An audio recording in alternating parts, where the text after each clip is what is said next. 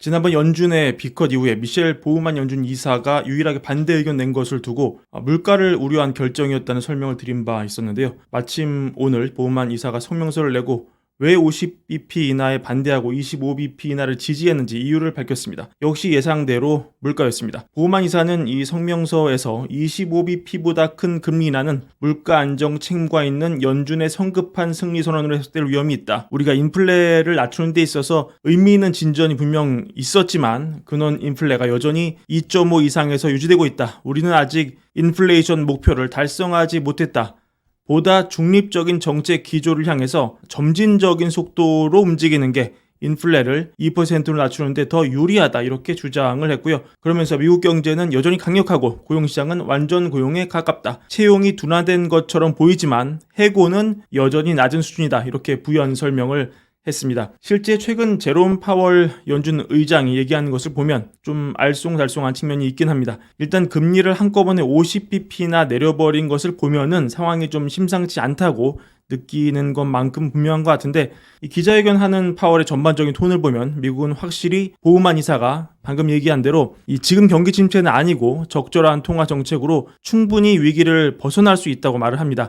그리고 제3자가 봤을 때 침체가 아니지만 50bp를 한꺼번에 내려버린 연준의 행보가 조금 묘한 이질감이 드는 것도 사실입니다. 그럼 연준이 지금 심층적으로 보는 데이터로는 과연 어떻게 미국 경제를 보고 있고 또 파월은 지금 어떤 데이터를 보면서 의사결정하고 있을까요? 아마도 연준 파월이 들여다보면서 참고했을 것 같은 연준의 보고서 오늘 하나 심층 분석해보겠습니다. 릴리스된 시간 기준으로 이 20일 오늘 나온 따끈따끈한 보고서인데요. 아마 이 데이터 연준 위원들은 실시간 참고하면서 의사결정에 참고했을 겁니다. 자, 이 보고서입니다. 이 금융 상황과 경제 전망에 대한 리스크 이렇게 번역이 될 텐데 이 연준이 개발한 FCIG 지수가 있어요. 7가지 주요 금융 변수를 종합한 건데 여기는 금리, 증시, 주택 가격, 신용 스프레드 같은 게 들어가고 그걸 종합해서 만든 게 이 지수입니다. 여기에 이제 시차까지 통계 모델에 넣어서 향후 1년 동안 지금의 지수가 경제 성장에 긍정적인 영향을 미치는지 부정적인 영향을 미치는지를 직관적으로 설명하는 그런 지수입니다.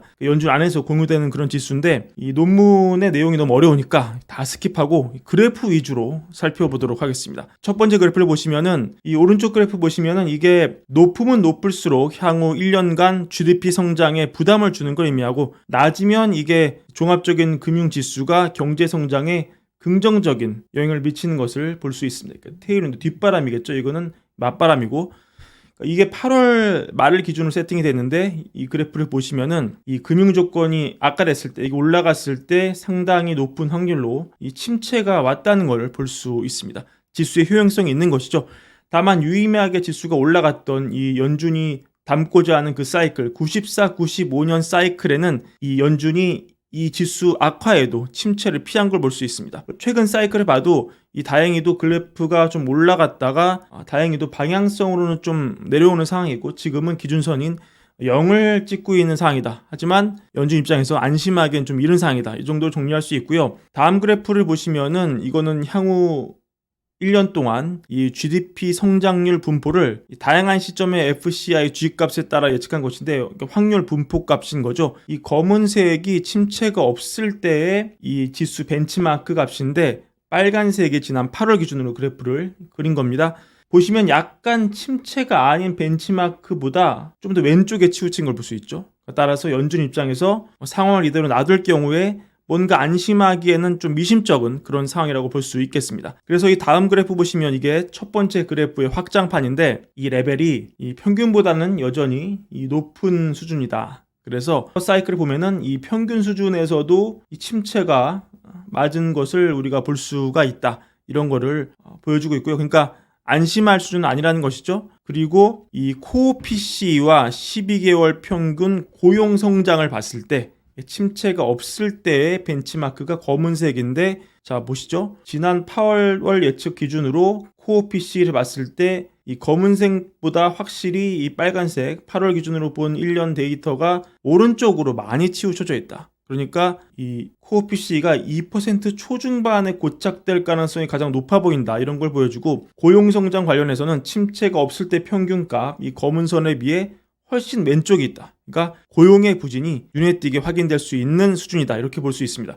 전반적으로 정리하자면 FCI 취지수 연준의 뷰를 볼 수 있는 1년간 경제활동의 변화를 직관적으로 예측을 보여주는 이 숫자에서 지금 숫자 자체가 크게 올라가지는 않지만 여전히 안심할 수 없는 그런 어떤 마지널한 단계에 있는 상황이고, 따라서 연준이 뭔가 액션을 해야 되는 상황인데 코어 PC 물가는 2% 초중반에 머물러 있을 것으로 보이고, 또 과거 대비 고용은 둔화될 것으로 예견되는 상황에서 파월이 일단 이 물가가 크게 올라가지 않을 것에 베팅을 하고 이 고용의 빨간 선을 좀 더 이 오른쪽으로 움직여야 할 시점이다. 이런 거에 더 주안점을 두고 50bp를 내린 상황이다. 이렇게 정리할 수 있겠습니다. 근데 그 얘기는 사실 8월만 기준으로 기준금리 내리지 않은 상황에서도 이 가만히 놔두면 코어 PC가 2% 초반대가 고착화될 가능성이 높아 보이는데, 지금 그 이후에 금리를 내렸으니까 지금 조사하면 아마 이 그래프가 더 오른쪽으로 이동했겠죠. 그러니까 아마도 연준은 당장 물가가 2%를 찍지 않아도 괜찮다고 판단한 것 같다. 이렇게 볼 수도 있는 상황이겠습니다. 그러니까 물가가 2%로 되돌아가는 시기가 어쩌면 훨씬 우리 예상보다 미뤄질 수 있다는 것이죠. 이날 또 우에다 총재 발언이 관심이 좀 끌었는데 시장 예상보다는 비둘기적이었습니다. 우에다 가족 BOJ 총재가 이 경제의 불확실성을 강조하면서 신중한 자세를 좀 강조했습니다. 이렇게 말을 했죠. 일본 경제는 완만한 회복세를 보이고 있지만 일부 약한 부분도 있다. 그러면서 이 부분 물가의 상방 리스크가 줄어서 결정의 시간을 벌었다. 이 내용 주목 받았습니다. 그러니까 최근에 엔화 확률이 좀 회복됐기 때문에 수입 물가가 좀 내려갔다는 거죠. 그러니까 물가가 이전만큼 많이 안 오르면은 굳이 일본이 금리를 막 올리지 않아도 물가 부담이 좀 줄어듭니다. 그리고 연준이 50bp나 내려줬기 때문에 사실 일본 입장에서는 부담이 덜해진 측면도 있습니다. 따라서 이를 도비시한 색깔로 본 시장은 이 달러 엔 환율을 상승으로 전환시켰고, 이는 당분간 빠른 시간 안에 이 얼마 전에 크게 우리가 봤던 엔캐리 트레이드 발작 2차전을 시장이 당장 걱정하진 않아도 된다는 것을 다시 한번 상기시켜줬습니다. 그 외 주목할 만한 뉴스 보시면 퀄컴이 인텔 인수를 시도하고 있다는 소식에 인텔 주가가 좀 변동이 있었는데요.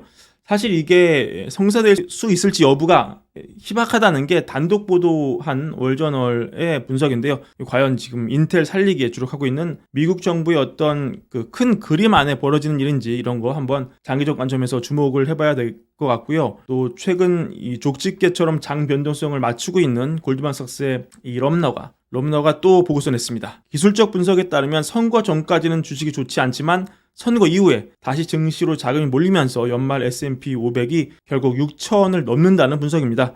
분석을 지금 보시면은 향후 한 달 동안은 매도 압력이 심해질 것으로 보는데, 왜냐면 보통 10월은 액티브 펀드들이 연말 준비하기 전에 수익률이 안 좋은 포지션을 정리한 경향이 있고, 또 연기금들은 이미 주식 포지션을 다 채워놓은 상태고 기업의 55%가 실적 발표 전 거래 제한 기간에 걸려서 자사주 매입도 잘 하지 못할 공산이 크다, 이런 것이고요. 다만 대선 이후에는 S&P 500이 이 포모 연말 랠리를 벌치면서 6천선까지 도달할 것으로 보인다. 투자자들이 11월과 12월에 위험을 감수하고 현금을 주식으로 옮길 것이다. 그러면서 뭘 집었냐? 가치주, 에너지 및 신흥시장 주식이 좋고 리플레이션 주식이 좋다. 이거를 꼽았습니다. 그러니까 럼너 역시 조심스럽게 이 물가의 재상승이 하나의 트렌드가 될 수 있다. 증시 색깔을 바꿀 수 있다. 이런 걸 지적하는 것으로 볼 수 있겠습니다. 하지만 이 물가를 우리가 하나의 변수로 봤을 때 물가 재상승보다는 물가 재상승하지 않는다는 게 연준의 더 주류 입장입니다. 이건 분명히 짚고 넘어야 되겠습니다. 월러 연준 이사, 한때 보험만 못지않게 연준 매파였지만 오늘 성명서에 담긴 내용이 이거였습니다. 인플레가 내 생각보다 훨씬 잘 떨어지고 있다고 확신했기 때문에 50bp 이하에 찬성을 했다. 이렇게 오늘 인터뷰를 하면서, 그러니까 물가에 대한 그 시선이 월가는 물론 연준 안에서도 갈리고 있다. 오늘 제가 물가 상승 얘기 많이 해드렸지만 연준의 주류 의견은 뭐다? 인플레는 추세적으로 잘 떨어지고 있다. 이게 연준의 메인 의견인 점만은 꼭 참고하시기를 바라겠습니다. 자, 오늘 준비한 브랜베 영상 이것으로 마무리하고요. 올걸부 구독과 좋아요, 많은 사랑도 함께 부탁드립니다. 감사합니다.